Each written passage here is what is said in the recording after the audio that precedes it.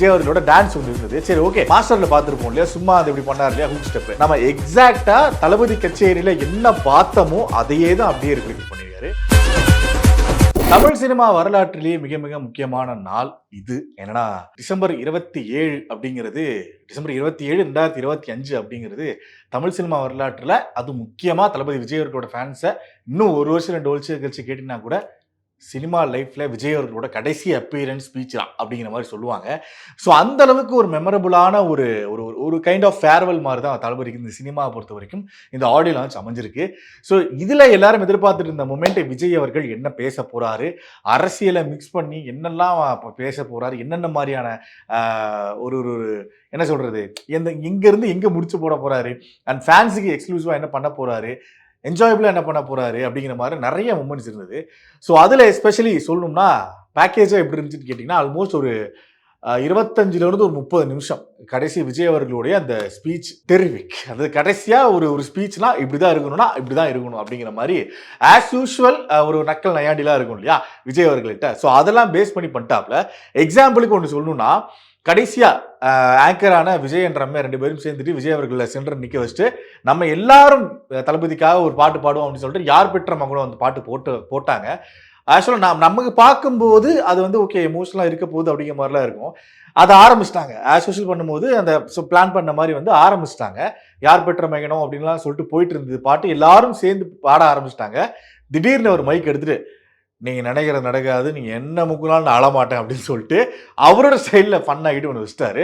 ஆனால் இதில் முக்கியமாக எல்லாரும் வந்து ஓகே ஒரு எமோஷனலான மூமெண்ட் இது விஜய் அவர்களுக்கு அப்படின்னு நினச்சிட்டு இருந்த டைமில் வந்து அதை ஒரு மாதிரி ஈஸ் ஆக்கிட்டார். ஓகே இதுவும் கடந்து போகும் அப்படிங்கிற ஒரு ஃபார்மேட்டில் விஜய் அவர்கள் இதை எடுத்துகிட்டு போனது தான் இந்த ஸ்பீச்சில் நான் பார்த்த ஒரு முக்கியமான மூமெண்ட்டாக பார்க்குறேன். அவர் நினச்சிருந்தா மேபி அழுதோ இல்லை ரொம்ப எமோஷனலாக பேசியோ அந்த ஃபேன்ஸை ட்ரிகர் பண்ணுற மூமெண்ட் இருக்கும் இல்லையா, அப்படி ஈஸியாக பண்ணியிருக்க முடியும். ஆனால் அவர் அது பண்ணலை.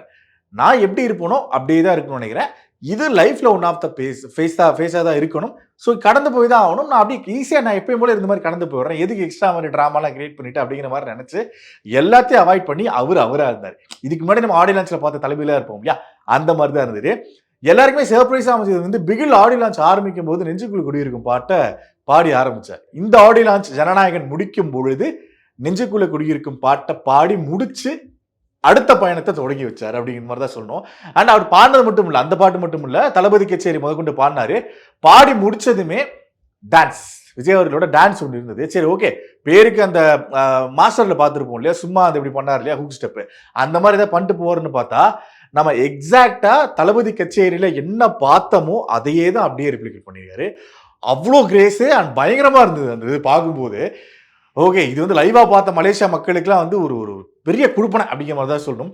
ஸோ ஆர்லாட்சை பொறுத்த வரைக்கும் மூமெண்ட்ஸாக அவ்வளோ இருக்கு ஓகே, பட் என்ன பேசினார் மெயினாக அப்படிங்கிற மாதிரி கேட்டிங்கன்னா, ஆரம்பித்த உடனே மலேசியா அவர்களுடைய அந்த பெருமைகள் இருக்கும்ல, மலேசியா மக்கள் எப்படிப்பட்டவங்க, மலேசியாவிலேருந்து என்னென்ன மாதிரியான நன்மைகள்லாம் இருக்குது அப்படிங்கிற மாதிரி, என்னென்ன பிரபலமான என்ன சொல்கிறது மெமரபுளான ஒரு விஷயங்கள் என்னென்ன இருக்குது அப்படின்னு வரிசையாக அவர் ஒரு லிஸ்ட் ஒன்று போட்டார்.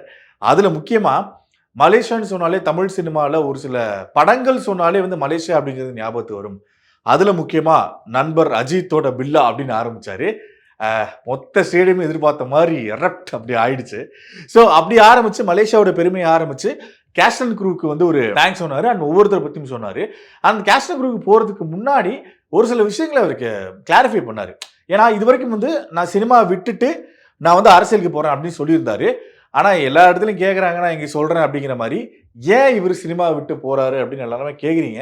சரி நான் இப்போ சொல்கிறேன், எனக்காக எல்லாத்தையும் விட்டுட்டு எனக்காக இருந்தால் என்னோட ரசிகர்கள். ஸோ இப்போ ரசிகர்களுக்காக நான் சினிமா விட்டு போகிறேன் அப்படிங்கிற மாதிரி ரொம்ப ரொம்ப போல்டாகவும் ரொம்ப எமோஷனலாகவும் அந்த மூமெண்ட்டை வந்து விஜய் அவர்கள் ஷேர் பண்ண விதம் வந்து ரொம்ப அழகாக இருந்தது. அதை கேட்க நம்மளோட ரியாக்ஷன் எப்படி இருந்தது அப்படின்னா, அதுதான் பூஜா ஹெக்டேவும் அமிதாப் பச்சனும் லைவாக கொடுத்தாங்க. அதை வந்து எல்இடியில் போட்டு காமிச்சாங்க. பார்க்கும்போது அவ்வளோ எமோஷனலாக இருந்தது. ஆப்வியஸாக அதை அட்ரஸ் பண்ணும்போது அந்த மலேசியன் ஆடியன்ஸ்க்கு அது எப்படி இருந்திருக்கும் அப்படிங்கிறது வீடியோவில் பார்த்து நமக்கே வந்து ஒரு மாதிரி தான் இருந்துச்சு. ஓகே இது முடிச்சதுக்கு வரும் கேஸ்ட் அண்ட் க்ரூவுக்கு வரும்போது அனிருத் அவருக்கு வந்து நான் ஒரு பட்டப்பெயர் வைக்கலான் இருக்கேன், MDS அப்படிங்கிற மாதிரி வைக்கலான் இருக்கேன் அப்படின்னாரு. என்னது அப்படின்னு MDSனா அப்படின்னு மியூசிக்கல் டிபார்ட்மெண்ட் ஸ்டோர். அந்த ஒரு டிபார்ட்மெண்ட் ஸ்டோரில் போனீங்கன்னா எல்லாமே இருக்கும். தேவையான songs, BGM, OST, background score, அந்த பேக்ரவுண்ட் ஸ்கோருக்குள்ள வர ஒரு பாட்டுன்னு சொல்லிட்டு எல்லாமே சூப்பரா இருக்கும். அதுவும் முக்கியமா அனிட்ட பொறுத்த வரைக்கும் என்ன அணி டிசப்பாயிண்ட் பண்ணதே இல்ல அப்படிங்கிற மாரி ஒரு விஷயம் சொன்னாரு. அது என் படங்கள்ல மட்டும் இல்ல.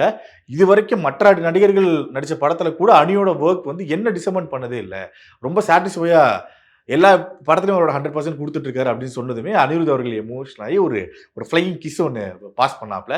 தென் மமிதா பைஜு அ வரும்போது இளைஞர்களின் டியூடா இருக்கிற நீங்க இந்த ஜனநாயகன் படத்துக்கு அப்புறமா தமிழ்நாடு அண்ட் குடும்பங்கள் கொண்டாடும் மகளா இருப்பீங்க அப்படிங்கிற மாதிரி ஒன்று சொன்னாரு.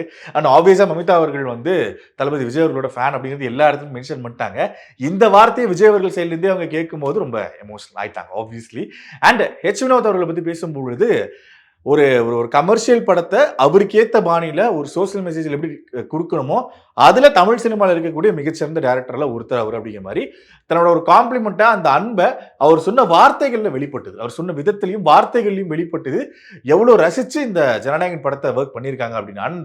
இன்னொரு விஷயம் சொன்னார், இதுக்கு முன்னாடி ஒரு 2-3 டைம் நாங்கள் ஒர்க் பண்ண வேண்டியது அது மிஸ் ஆயிடுச்சு, ஜனநாயகங்களே கரெக்டாக அமைஞ்சிக்கிச்சு அப்படின்னாரு.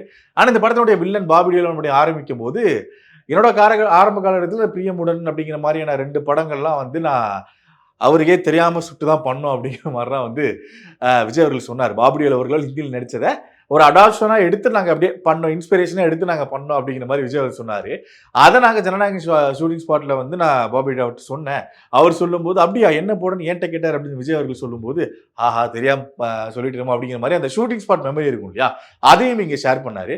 ஆனால் அதை முடிச்சதுக்கு அப்புறமே வந்து பிரகாஷ் ராஜ் அப்படின்னு சொன்னதுமே வந்து ஆடியன்ஸோட ரியாக்ஷன் அப்படி இருந்தது. ஸோ எனக்கும் பிரகாஷ்க்கும் உண்டான அந்த ஒரு கெமிஸ்ட்ரி கில்லி சிவகாசி அண்ட் இப்போ ஜனநாயகன் வரைக்கும் அது தொடருது அப்படிங்கும்போது அவர் வந்து அந்த கெமிஸ்ட்ரி ஹீரோயினுக்கு உண்டான அந்த கெமிஸ்ட்ரி ஒன்று இருக்கும். ஆனால் ஒரு ஹீரோக்கும் வில்லனுக்கும் உண்டான கெமிஸ்ட்ரி தமிழ் சினிமாவில் one of the best chemistry அப்படின்னு நான் சொல்லுவேன் அப்படிங்கிற மாதிரி அவ்வளோ ஓப்பனாக வந்து அவர் விஜய் அவர்கள் அதை ஷேர் பண்ணாரு. ஆனால் இந்த ஒரு விஷயம் மட்டும் இல்லாமல் கேவிஎன் ப்ரொடக்ஷன்ஸ் இந்த படத்தை வந்து எவ்வளோ ஒரு என்ன சொல்றது எவ்வளோ போல்டான மூவ் எடுத்திருக்காங்க அப்படிங்கிற மாதிரி சொன்னார். 2023 வந்து ஜனநாயகனுக்கு உண்டான அந்த டாக்ஸ் அதெல்லாம் போயிட்டு அதுக்குண்டான ப்ரிப்பரேஷன்லாம் ஆரம்பிச்சாச்சு. அப்போதான் நானும் வந்து அந்த பொலிட்டிக்கல் ஜேர்னி ஆரம்பிக்கிறது எல்லாமே அனௌன்ஸ்லாம் பண்ணிட்டேன். பண்ணதுக்கப்புறம் வந்து நான் அவர்கிட்ட போய் கேட்டேன், கேவிஎன் ப்ரொடக்ஷன் நான் போய் கேட்டேன் அப்படின்னு சொல்லிட்டு விஜய் அவர்கள் சொல்றாரு, சும்மாவே என் படத்துக்கு பிரச்சனை வரும், என்னோட கடைசி படம் வேற, பிரச்சனை எப்படி இருக்குன்னு உங்களுக்கு தெரியாது, நான் அரசியல் வேற அனௌன்ஸ் பண்ணியிருக்கேன் அப்படின்னோடனே அவர் ஒரே வார்த்தை தான் சொன்னார் அப்படின்னு சொல்லிட்டு அவர் சொன்னார், நீங்க பண்ணுங்க சார் பார்த்துக்கலாம் அப்படிங்கிற மாதிரி சொல்லிட்டு அந்த கேவின் ப்ரொடக்ஷன்ஸ் வந்து ஜனநாயகன் படத்துக்கு எவ்வளோ ஹெல்ப் பண்ணாங்க அப்படிங்கிறத ரொம்ப ரொம்ப ஷார்ட் அண்ட் ஸ்வீட்டாக அவர் சொல்லி முடிச்சாரு.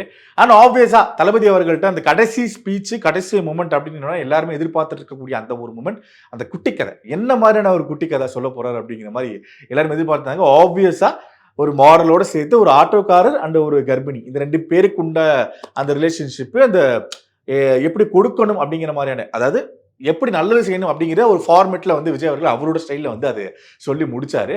அண்ட் ஆப்வியஸா லைஃப்ல நம்ம முன்னேறணும்னா நல்ல நண்பர்கள் இருக்கணும். ஆனா அதையும் தாண்டி லைஃப்ல நம்ம முன்னேறணும்னா ஒரு ஸ்ட்ராங்கான எதிரி வேணும் அப்படிங்கிற மாதிரி அந்த பொலிட்டிக்கல் ஸ்ட்ராங்ஸ்க்கு உண்டான அந்த ஸ்பீச் ஒன்று இருக்கும் இல்லையா, அதை வந்து அவர் சொல்லி ஒரு மாதிரி கூஸ் பம்ப்ஸ் ஆக்கி விட்டாரு. 2026 ஹிஸ்டரி ரிப்பீட் இட் செல்ஃப் அப்படின்னு சொல்லிட்டு முடிச்சுட்டு அதுக்கப்புறம் அந்த ஸ்டார்டிங்ல சொன்னோம் இல்லையா அந்த மூமெண்ட் பாட்டு பாடுறது டான்ஸ் ஆடுறது அந்த மாதிரியான மூமெண்ட்ஸ்லாம் போயிட்டு கடைசியா சிக்னேச்சர் செல்ஃபி ஒன்று எடுத்துட்டு கேஷ்டன் குரூப் எல்லாமே மேலே வந்துட்டு அந்த ஆடியோ லான்ச்சை சிறப்பாக முடிச்சிட்டாங்க. அண்ட் ஆப்வியஸாக எல்லாரும் எதிர்பார்த்த மூமெண்ட் வந்து ஓகே தளபதி லாஸ்ட்டாக அழுக போறாரு, ஒரு மாதிரி ரொம்ப அது ஒரு மாதிரி ரொம்ப இறுக்கமாக இருக்க போகுது அப்படின்னு சொல்லிட்டு எல்லாருமே எதிர்பார்த்தாங்க. ஆனால் நீங்கள் நினைச்சது நடக்காது, நான் அழமாட்டேன் அப்படின்னு சொல்லிட்டு ஒரு மாதிரி ட்விஸ்ட் பண்ணிவிட்டாரு, கலாய்ச்சிட்டாரு எல்லாத்தையும். ஸோ ஆப்வியஸாக அதான் ஸ்டார்டிங் சொன்ன மாதிரி அவர் நினைச்சிருந்தா அவர் இந்த ஆடியோ லான்ச்சை தனக்கு ஏற்ற மாதிரி எப்படி வேணா ட்விஸ்ட் பண்ணியிருக்கலாம். ஆனால் இது இப்படிதான், விஜய் இப்படிதான், இவன் இயல்புல இப்படிதான் இருப்பான் அப்படின்னு சொல்லிட்டு ஆரம்பத்துல இருந்து ஒன்று பார்த்துட்டு இருப்போம். இருப்பான்னு சொல்றது வந்து அவர் நினைச்சிருக்க மேபி என்ன நினைச்சிருப்பாரோ அப்படிங்கிறதுக்காக நான் சொல்றேன். இப்படிதான் நான் இருப்பேன், நான் இப்படியே போறேனே, இது ஒரு ஒரு ஃபேஸ் தானே அப்படிங்கிற மாதிரி அவர் நினைச்சு இந்த ஒரு விஷயம் பண்ணது வந்து எனக்கு ஒரு மாதிரி சூப்பர்ல அப்படிங்கிற மாதிரி ஆச்சு. ஸோ அவ்வளோதான் ஜனநாயகன் தளபதி திருவிழா, தளபதி கச்சேரியை பொறுத்த வரைக்கும் தளபதி விஜய் அவர்கள் அவரோட கடைசி சினிமா ஸ்பீச்சை முடிச்சிட்டாரு. அண்ட் கேஸ்டன் க்ரூ மேலே வந்து எல்லாமே ஃபோட்டோ எடுத்துட்டாங்க. அண்ட் 1ஆம் தேதி படம் ரிலீஸ் ஆக போகுது. ஸோ நீங்கள் ஜனநாயகன் படத்துக்கு எவ்வளோ வெயிட் பண்ணுறீங்க அண்ட் இந்த ஸ்பீச்சில் எந்த மூமெண்ட் வந்து உங்களுக்கு ரொம்ப பிடிச்சது அப்படிங்கிறத கீழே கமெண்ட் பாக்ஸில் கமெண்ட் பண்ணிடுங்க.